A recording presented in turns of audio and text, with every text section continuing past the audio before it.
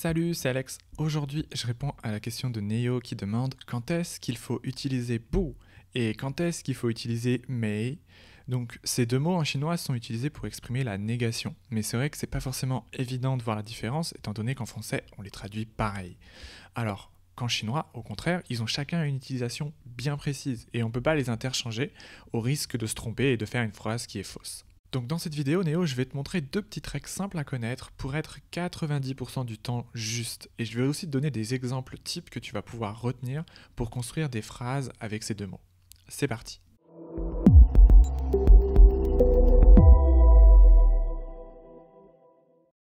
Donc commençons par bu. Alors, déjà moi ce que je te conseille de faire, c'est qu'à chaque fois que tu vois le mot bu, c'est de toujours t'imaginer qu'il y ait un che juste après le bu. Alors, che, qui est le verbe être en chinois. Donc en gros, maintenant, à chaque fois que tu entends le mot bu, imagine qu'il y ait un che juste après. Tu verras que ça va t'aider et je vais t'expliquer pourquoi juste après. Donc en chinois, bu shi, ça veut dire ne pas être. Du coup, la première petite règle à connaître, c'est que quand tu veux faire la négation d'une phrase avec le verbe être, tu vas toujours utiliser bu. Donc par exemple, ni shi mei guo ren ma. Donc, ni shi mei guo ren ma. Donc ça, en chinois, ça veut dire est-ce que tu es américain? Ni shi mei guo ren ma. Et si tu veux répondre non, je suis français, tu vas répondre bu shi, wo shi fa guo ren. Et en fait, comme on utilise le verbe être ici, donc pour dire est-ce que tu es américain, tu vas toujours utiliser bu pour faire la négation avec le verbe être. Donc tu as vu, grâce à cette règle déjà, il y a un gros paquet de phrases où tu es 100% sûr de ne pas te tromper. En gros, toutes les phrases avec un verbe être. Alors attention, il y a quand même un petit piège ici à noter, c'est que tu sais qu'en chinois, il n'y a pas toujours de verbe dans une phrase. C'est notamment quand tu utilises des adjectifs. Par exemple, si tu veux dire je suis grand, en français, on utilise donc le verbe être plus l'adjectif grand, mais en chinois, on n'utilise pas de verbe pour traduire cette phrase. Et on dirait juste wo hen gao, wo hen gao. Donc là, en fait, tu serais tenté de dire « Ah, mais non, la règle ne marche pas, il n'y a pas de verbe être, il n'y a pas le verbe « che ». Et en fait, c'est un petit piège. Reste bien en français dans ta tête, et nous, on traduirait cette phrase avec le verbe être en français. Donc, on applique quand même la règle. Et si tu veux faire la négation de cette phrase, donc « wo hen gao », tu utilises aussi « bu ». Donc, ça ferait « wo bu gao ». Voilà. Ensuite, pour le mot « mei », donc mei, pareil en fait, ce que je te conseille de faire maintenant, c'est qu'à chaque fois que tu vois le mot mei en chinois, essaye de toujours t'imaginer qu'il y ait un yo juste après. Donc yo en chinois qui veut dire le verbe avoir, et quand on veut dire ne pas avoir en chinois, on va donc écrire meiyo. Meiyo. Donc là pareil, toutes les phrases avec le verbe avoir en chinois, donc le verbe yo, tu vas toujours faire la négation avec le mot mei. Par exemple, imagine tu veux poser la question est-ce qu'il y a des pandas en France? Donc la question ça serait Fa guo you xiong mao ma? Fa guo you xiong mao ma? Et donc si tu veux répondre non, en France il n'y a pas de panda, donc si tu veux faire la négation du verbe avoir, tu vas répondre Fa guo mei you xiong mao. Fa guo mei you xiong mao. Donc on utilise bien le mot mei pour faire la négation avec le verbe avoir en chinois qui est yo. Donc pour résumer, la première règle simple à connaître, c'est que quand une phrase a le verbe être, donc le che en chinois, on utilise toujours bu pour faire la négation. Attention quand même au petit piège, avec les phrases qui n'ont pas de verbe mais avec un adjectif. Donc en français on le traduirait quand même avec le verbe être, donc là on applique quand même la règle, même si en chinois on n'utilise pas le verbe être. Et quand la phrase a le verbe avoir, donc yo, tu utilises toujours le mot mei pour faire la négation. Donc tu vois, jusque-là, il n'y a pas de problème, tu me suis. Là où ça se complique un peu, du coup, c'est comment est-ce qu'on fait pour faire la négation dans une phrase en chinois quand il n'y a ni le verbe être, ni le verbe avoir. Donc là, deuxième petite règle, c'est tu vas regarder le temps de ta phrase. Voilà, plus précisément, tu vas répondre à la question est-ce que cette phrase se traduirait au passé en français? Si la réponse est oui, alors on utilise mei, et si la réponse est non, alors c'est bu. Donc voici quelques exemples pour mieux comprendre. Imagine, quelqu'un te demande en chinois, est-ce que tu es déjà allé en Chine?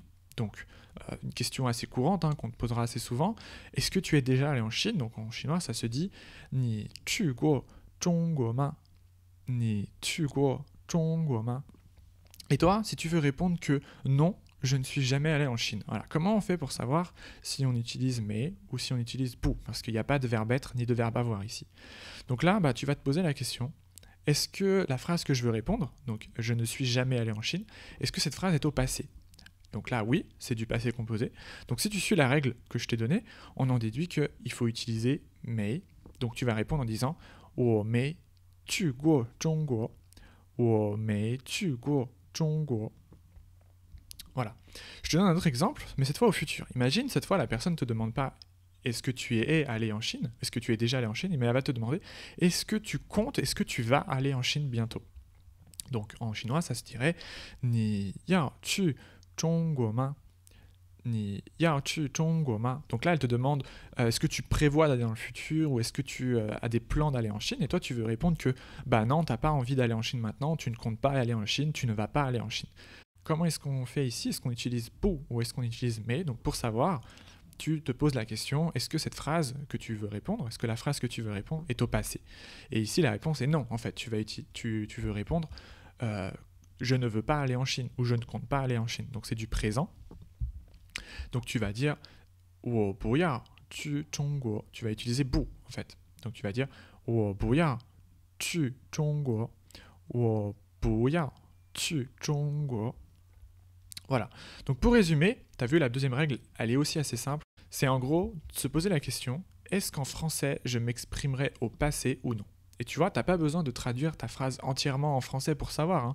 Essaie simplement de travailler ce petit réflexe, de te demander à chaque fois si tu es au passé ou pas. Et comme ça, en fait, ça te permettra de rapidement faire ton choix entre bu et mais. Alors maintenant que je t'ai donné ces deux petites règles, comme tu t'en doutes, il y a toujours des exceptions à la règle.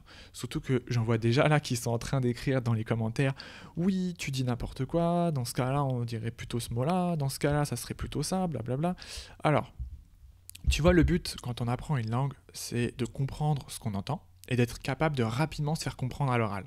Tu vois, t'as pas besoin d'être parfait à 100%. Essaye pas de viser la perfection, de connaître toutes les exceptions à la règle, de maîtriser toutes les règles de grammaire, tu vois. Si tu es correct 90% du temps, c'est déjà un excellent score et tu te feras très bien comprendre en chinois. Donc cependant, c'est vrai que les deux petites règles que je viens de te donner, elles ne fonctionnent pas 100% du temps. Il y a quand même des exceptions. Je vais t'en donner 3 qui sont très très très communes et très utiles à connaître. Mais voilà, les deux règles que je viens de te donner, c'est à peu près, tu seras correct 90% du temps. Et c'est largement suffisant. Donc première exception à connaître, c'est pour le verbe 知道, 知道.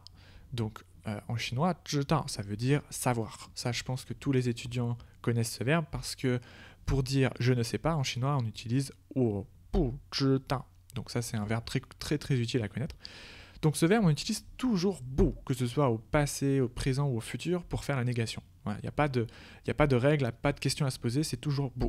Donc par exemple, si tu veux dire je ne savais pas qu'il venait, je ne savais pas qu'il venait, donc une phrase au passé, si tu suis ma règle, tu devrais utiliser mais pour faire la négation. Sauf qu'en pratique, avec ce verbe, on utilise toujours bu. Donc pour dire je ne savais pas qu'il venait, tu vas dire 我不知道他要来。我不知道他要来。Voilà, une autre exception, un autre verbe à connaître, c'est 认识, qui en français se traduirait par connaître dans le sens connaître quelqu'un. Et là, pareil, même logique, on utilise toujours pour faire la négation, quel que soit le temps dans lequel on s'exprime. Passé, présent, futur, c'est pas grave, c'est toujours bu. Donc par exemple, si tu veux dire je ne le connaissais pas avant, donc du passé en français, donc je ne le connaissais pas avant, eh bien en chinois, on traduirait cette phrase par 我以前不认识他，我以前不认识他. Voilà, donc là on s'exprime au passé, mais on utilise quand même bu, tu vois, c'est une exception. Et dernière exception très utile à connaître, c'est le verbe 在. Donc 在 qui en français s'est traduit, enfin en tout cas l'une des traductions possibles, c'est être présent, être là. C'est notamment utile pour traduire toutes les phrases comme hier je n'étais pas à la maison. Donc par exemple, tu veux dire hier je n'étais pas à la maison, donc une phrase au passé en français. Mais là pareil, c'est une exception et on utilise toujours pour faire la négation avec le verbe 在. Donc si tu veux dire hier je n'étais pas à la maison en chinois, tu vas dire 我昨天不在家.我昨天不在家. Voilà, c'est la fin de cette vidéo, j'espère que tu comprends mieux maintenant comment utiliser la négation en chinois. Sache quand même qu'il y a d'autres exceptions à mes deux petites règles, hein, et que parfois même entre différentes régions de Chine, tu vas avoir des verbes qui s'utilisent plutôt avec bu, plutôt avec mei. Voilà, ça dépend des régions. Par exemple, la petite phrase que je viens de te donner là, 我昨天不在家. Moi, ça m'est arrivé souvent d'entendre 我昨天没在家. Voilà, ça dépend des régions, ça dépend aussi des gens, des générations, etc. Rien n'est vraiment figé. Moi, je te donne ici juste deux règles qui sont faciles à comprendre, qui sont faciles à utiliser, qui sont rapides à penser et qui te permettront d'être 90% du temps correct et de te faire comprendre sans problème. Et au final, c'est ça le plus important. Voilà, si tu as aimé ce format de vidéo où je réponds à des questions, abonne-toi à la chaîne et laisse-moi un petit like pour m'encourager. Également, pose-moi tes questions liées au chinois dans les commentaires juste en dessous et j'en ferai le sujet de la prochaine vidéo. Enfin, si tu cherches des méthodes, des techniques pour apprendre le chinois rapidement par toi-même, j'ai lancé une petite formation gratuite pour t'aider et te guider dans ton apprentissage. Tu peux t'inscrire en cliquant sur le lien dans la description et tu recevras chaque jour des conseils pour apprendre à converser rapidement, des techniques pour mémoriser les caractères plus efficacement, ainsi que des astuces pour améliorer ta prononciation. Bye bye!